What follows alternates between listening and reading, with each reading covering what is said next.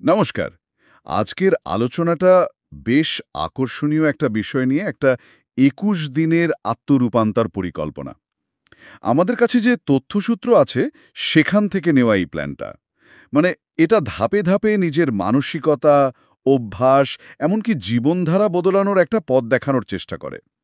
লক্ষ্যটা বেশ বড়সড়, নিজেকে নতুন করে গড়ে তোলা। হুম।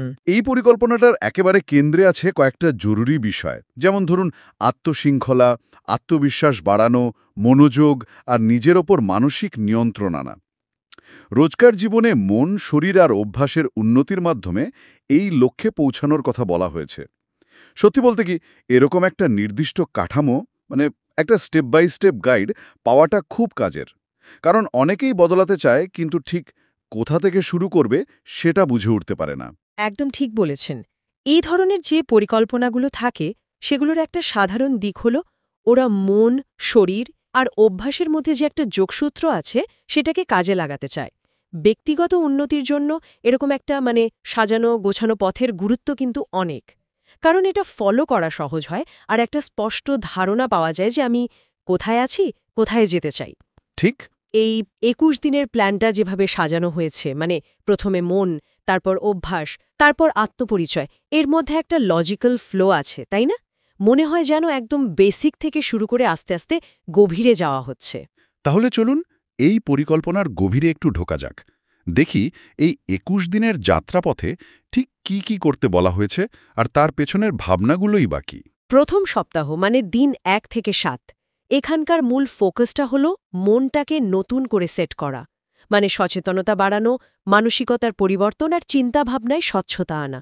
এটা অনেকটা ভিত গড়ার মতো, তাই না? হ্যাঁ, ভিতটা শক্ত হওয়া দরকার। এই পর্যায়ে যে রোজগার অভ্যাসের কথা বলা হয়েছে সেগুলো কিন্তু বেশ ইন্টারেস্টিং। যেমন প্রতিদিন একই সময় ঘুম থেকে ওঠা। এটা তো শৃঙ্খলার একদম প্রথম ধাপ। হুম। এরপর ১০ মিনিটের জন্য জার্নালিং। সেখানে লিখতে হবে কিসের জন্য আমি কৃতজ্ঞ আর দিনের প্রধান ৩টে লক্ষ্য কী। তারপর একটা বেশ বড় চ্যালেঞ্জ অনেকের জন্য, ঘুম থেকে উঠে প্রথম ১ ঘন্টা ফোন ব্যবহার না করা। এটা আসলেই চ্যালেঞ্জিং আজকাল। ঠিক।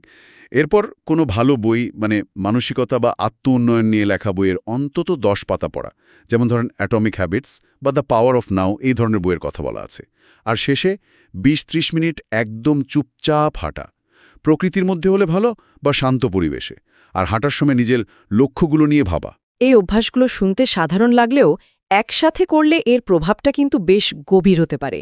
যেমন ধরুন জার্নালিংয়ের ব্যাপারটা।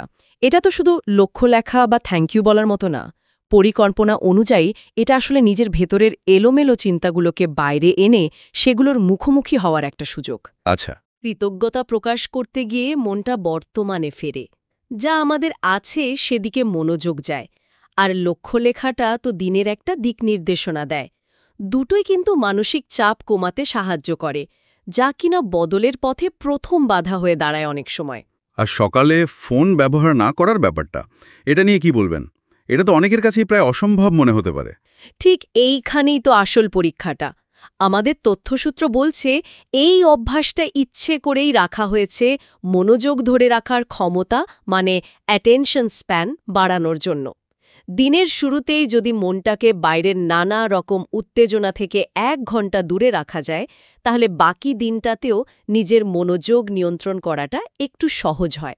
হুম, তা ঠিক। ফোন তো মনোযোগ কেড়ে নেয়। একদম। দিনের শুরুতেই মনটা বিক্ষিপ্ত হয়ে যায়।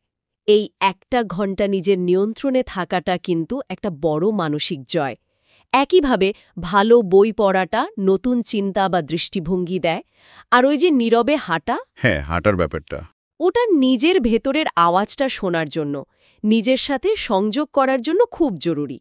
এই সব কিছু মিলিয়ে প্রথম সপ্তাহের শেষের লক্ষ্য হল একটা তুলনামূলকভাবে শান্ত, পরিষ্কার আর উদ্দেশ্যপূর্ণ মানসিক অবস্থা তৈরি করা, বিক্ষিপ্ততা কমানো।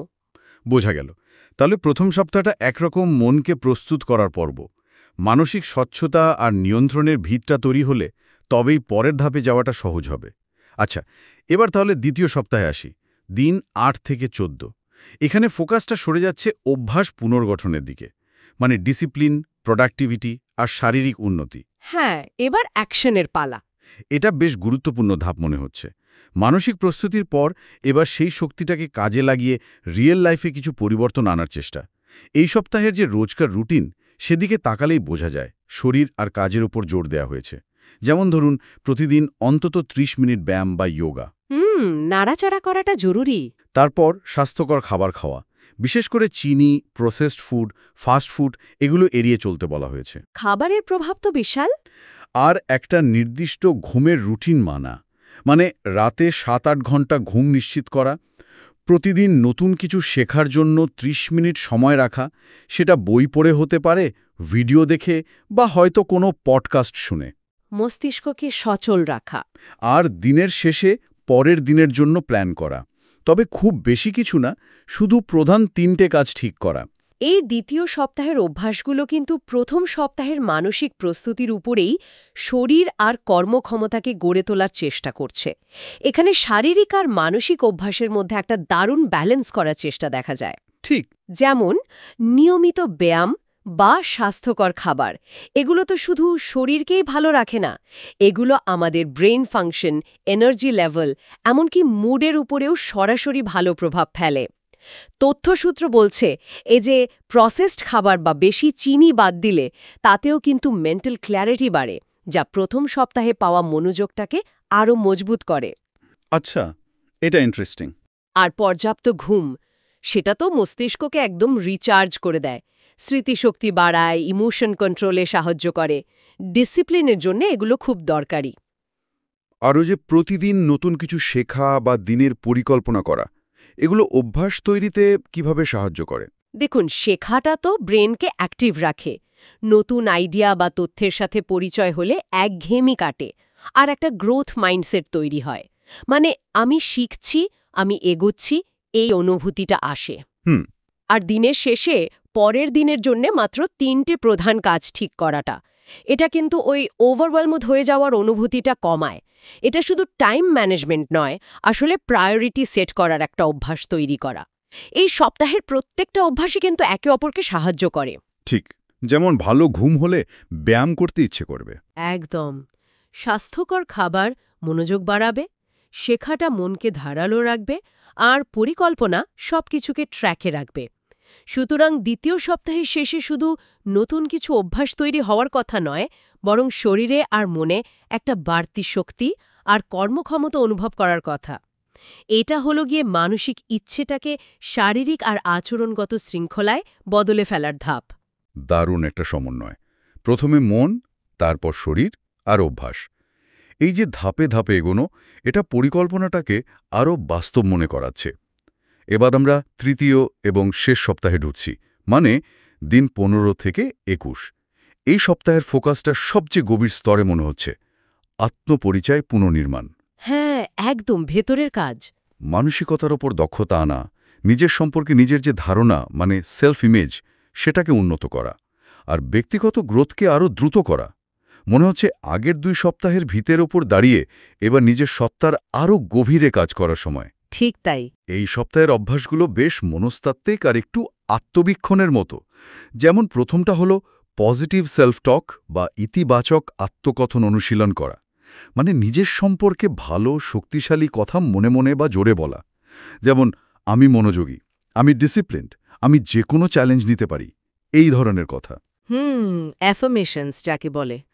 দ্বিতীয়ত, নেগেটিভ কথাবার্তা বা ভাবনাচিন্তা এগুলোকে সচেতনভাবে কমানো, বিশেষ করে নিজের বা অন্য কারোর সম্পর্কে অভিযোগ করা, দোষ দেওয়া, এগুলো থেকে দূরে থাকার চেষ্টা। এটা খুব জরুরি, কারণ নেগেটিভিটি অনেক শক্তি নষ্ট করে দেয়। তৃতীয়ত, প্রতিদিন এমন একটা কাজ করা যা নিজের কমফোর্ট জোনের একটু বাইরে। উদাহরণ হিসাবে বলা হয়েছে, ধরুন মিটিংয়ে নিজের মতামত দেওয়া, বা সোশ্যাল মিডিয়াতে নিজের কোনো ভাবনা শেয়ার করা, বা নতুন কোনো স্কিল চেষ্টা করা, যা আগে করতে একটু ভয় পেতেন।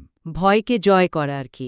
চতুর্থত, প্রতিদিন ১৫ মিনিট সময় নিয়ে একটু রিফ্লেক্ট করা, মানে প্রথম দিন থেকে এই পর্যন্ত নিজের মধ্যে কি কি বদল এলো, কোন চ্যালেঞ্জগুলো পার করা গেল, এইগুলো নিয়ে ভাবা। আর পঞ্চমত, প্রতিদিন অন্তত একটা ভালো কাজ করা বা একটু দয়ালু হওয়া। সেটা হতে পারে কাউকে একটা ধন্যবাদ মেসেজ পাঠানো বা কাউকে ছোটখাটো সাহায্য করা। এই তৃতীয় সপ্তাহটা হলো পুরো প্ল্যানটার ক্লাইম্যাক্স, যেখানে আগের 2 সপ্তাহের যা কিছু অর্জন সেগুলোকে একসাথে করে নিজের সেলফ ইমেজের ওপর কাজ করা হয়। সাইকোলজির দিক থেকে দেখলে আমরা নিজেদের সম্পর্কে যা বিশ্বাস করি, যা বারবার নিজেকে বলি, সেটাই কিন্তু আস্তে আস্তে আমাদের বাস্তবতা হয়ে ওঠে। এই যে পজিটিভ সেলফ টক, এটা শুধু আত্মবিশ্বাস বাড়ায় তাই না, এটা ধীরে ধীরে আমাদের সাবকনশিয়াস মাইন্ডে একটা নতুন প্রোগ্রামিং তৈরি করে। আর নেগেটিভিটি বাদ দেওয়াটা, ওটা আমাদের মানসিক শক্তি বাঁচায়, আমাদের দেখার দৃষ্টিভঙ্গিটাকে ভালো রাখে। আর কমফোর্ট জোনের বাইরে যাওয়ার বিষয়টা, ওটা কিভাবে আত্মপরিচয় বদলাতে সাহায্য করে? কমফর্ট জোনের বাইরে যাওয়াটা কিন্তু খুব পাওয়ারফুল একটা টেকনিক। প্রতিবার যখন আমরা ভয়কে একটুখানি হলেও জয় করে নতুন কিছু করি, তখন আমরা নিজেদের লিমিটেশনস সম্পর্কে যে পুরনো ধারণাগুলো পুষে রাখি, সেগুলোকে চ্যালেঞ্জ করি। এটা প্রমাণ করে যে আমরা যা ভাবি তার চেয়েও বেশি কিছু করতে পারি। এই ছোট ছোট জয়গুলো জমতে জমতে আমাদের আত্মবিশ্বাস আর আত্মসম্মান বোধকে অনেক বাড়িয়ে দেয়। বাহ, এটা দারুণ পয়েন্ট। আর রিফ্লেকশন বা প্রতিফলন, ওটা হলো এই পুরো জার্নিটাকে নিজের মনের মধ্যে গেঁথে ফেলার একটা উপায়। কি শিখলাম, কোথায় উন্নতি হলো, এই ভাবনাগুলো পরিবর্তনটাকে স্থায়ী হতে সাহায্য করে। আর সবশেষে ওই যে প্রতিদিনে ছোট ছোট ভালো কাজ বা দয়া দেখানো, হ্যাঁ, কাইন্ডনেস। ওটা আমাদের মধ্যে একটা কানেকশন, এমপ্যাথি আর জীবনের একটা খুঁজে পাওয়ার অনুভূতি জাগায়। এটা আমাদের শুধু নিজের কথাই ভাবতে শেখায় না, চারপাশের জগতের সাথে যুক্ত করে, যা একটা সুস্থ আর পজিটিভ সেলফ ইমেজের জন্য খুব দরকারি। এই সপ্তাহের শেষের লক্ষ্যটা হলো নিজেকে আগের চেয়ে শুধু বেশি ডিসিপ্লিন বা এনার্জেটিক হিসেবে দেখা নয়, বরং একজন আত্মবিশ্বাসী, সক্ষম এবং নিজের লক্ষ্যের প্রতি কমিটেড একজন ব্যক্তি হিসেবে অনুভব করা। এটা হলো ওই অর্জিত পরিবর্তনগুলোকে নিজের আইডেন্টিটির অংশ করে তোলা। সত্যি অসাধারণ একটা প্রক্রিয়া। ধাপে ধাপে মন, শরীর, অভ্যাস আর শেষে আত্মপরিচয়, পুরো বিষয়টা একটা সম্পূর্ণ সাইকেলের মতো লাগছে। আর এই পুরো জার্নিটাকে আরও মিনিংফুল করার জন্য একটা বোনাস টিপসও দেওয়া হয়েছে আমাদের সোর্সে। সেটা হলো নিজের এই 21 দিনের যাত্রাপথটা কোনো না কোনোভাবে রেকর্ড করে রাখা। হ্যাঁ, এটা খুব কাজের। হতে পারে সেটা ব্যক্তিগত ডায়েরি বা জার্নালে লিখে রাখা, অথবা কেউ চাইলে ভিডিও ব্লগ বা ভ্লগও বানাতে পারে। যুক্তিটা হলো নিজের উন্নতিটা যখন নিজের চোখে দেখা যায়, তখন মোটিভেশনটা ধরে রাখা অনেক সহজ হয়। একদম ঠিক। এটা আসলেই সত্যি, কারণ অনেক সময় আমরা কতটা এগিয়েছি তা ভুলে যাই ছোটখাটো বাধা বিপত্তি এলে। ঠিক তাই। আর এই রেকর্ড রাখার ব্যাপারটা শুধু মোটিভেশনের জন্যই নয়, এটা কিন্তু সেলফ অ্যাওয়ারনেস বাড়ানোরও একটা দারুণ উপায়। নিজের লেখা বা ভিডিও দেখলে বোঝা যায় কোন অভ্যাসটা সহজে হচ্ছে আর কোথায় বেশি খাটতে হচ্ছে। এটা পরের স্টেপগুলো ঠিক করতেও সাহায্য করে। পুরো 3 সপ্তাহকে যদি একসাথে দেখি, তাহলে প্ল্যানটার ডিজাইনটা খুব পরিষ্কার হয়ে ওঠে। এটা শুরু হয়েছে ভেতর থেকে, মনটাকে তৈরি করা, সপ্তাহ 1। তারপর সেই মানসিক শক্তিকে কাজে লাগিয়ে বাইরের জগতে পরিবর্তন আনা, অভ্যাস গড়া, শরীর ঠিক রাখা, সপ্তাহ 2। আর সব শেষে এই নতুন অভ্যাস আর মানসিকতাকে নিজের পরিচয়ের সাথে এক করে ফেলা, সপ্তাহ 3। এটা একটা হোলিস্টিক অ্যাপ্রোচ, একটা সামগ্রিক রূপান্তরের মডেল। তবে এই মডেলটা তখনই কাজ করবে যখন এর মূল উপাদানটা থাকবে, সেটা হলো কনসিস্টেন্সি বা ধারাবাহিকতা। তথ্যসূত্র কিন্তু বারবার এই ধারাবাহিকতার উপর জোর দিয়েছে, কারণ 21 দিন ধরে টানাই অভ্যাসগুলো করে যাওয়াটাই আসল চ্যালেঞ্জ, আর এখানে সার্থকতা।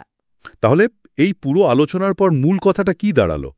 এই 21 দিনের পরিকল্পনাটা আসলে একটা বেশ শক্তিশালী টুল হতে পারে, বিশেষ করে তাদের জন্য যারা জীবনে একটা পজিটিভ চেঞ্জ আনতে চান কিন্তু ঠিক কিভাবে শুরু করবেন বুঝতে পারছেন না। এটা একটা রোড ম্যাপের মতো, যা মনকে নতুন করে সাজানো থেকে শুরু করে ভালো অভ্যাস তৈরি করা আর শেষে নিজের সেলফ ইমেজ বা আত্মপরিচয়কে নতুন করে গড়া পর্যন্ত পথ দেখায়। এটা যেন নিজেকে নতুন করে আবিষ্কার করার একটা বেশ গোছানো প্রক্রিয়া। এখানে একটা জরুরি বিষয় মনে রাখা দরকার।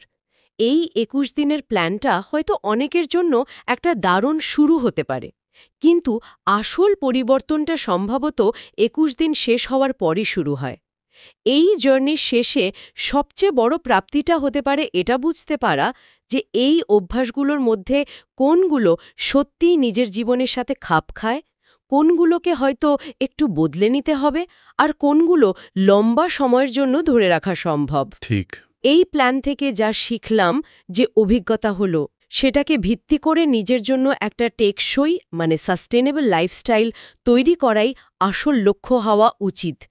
তাই একটা শেষ প্রশ্ন হয়তো ভাবার জন্য রেখে যাওয়া যায়, এই ২১ দিনের কাঠামো থেকে ইন্সপিরেশন নিয়ে নিজের জীবনে লম্বা সময়ের উন্নতির জন্য আজকেই কোনো একটা ছোট বাস্তবসম্মত পদক্ষেপ কি নেওয়া যেতে পারে? পুরো প্ল্যানটা ফলো না করতে পারলেও এর কোনো একটা অংশ কি নিজের জার্নি শুরু হতে পারে? খুবই মূল্যবান কথা। এই পরিকল্পনাটা একটা চমৎকার কাঠামো দেয় ঠিকই, কিন্তু শেষ পর্যন্ত যাত্রাটা তো যার যার নিজের প্রয়োজন, নিজের পরিস্থিতি, নিজের ক্ষমতা অনুযায়ী এই অভ্যাসগুলোকে কাজে লাগানো আর নিজের বেস্ট ভার্সন হয়ে ওঠার দিকে এগিয়ে যাওয়া, এটাই হয়তো এই আলোচনার মূল বার্তা। নিঃসন্দেহে। আর মনে রাখতে হবে, পরিবর্তনটা কোনো স্প্রিন্ট নয়, এটা একটা ম্যারাথন। প্রতিদিনের ছোট ছোট কনসিস্টেন্ট চেষ্টাই কিন্তু শেষ পর্যন্ত বড় পার্থক্য গড়ে দেয়।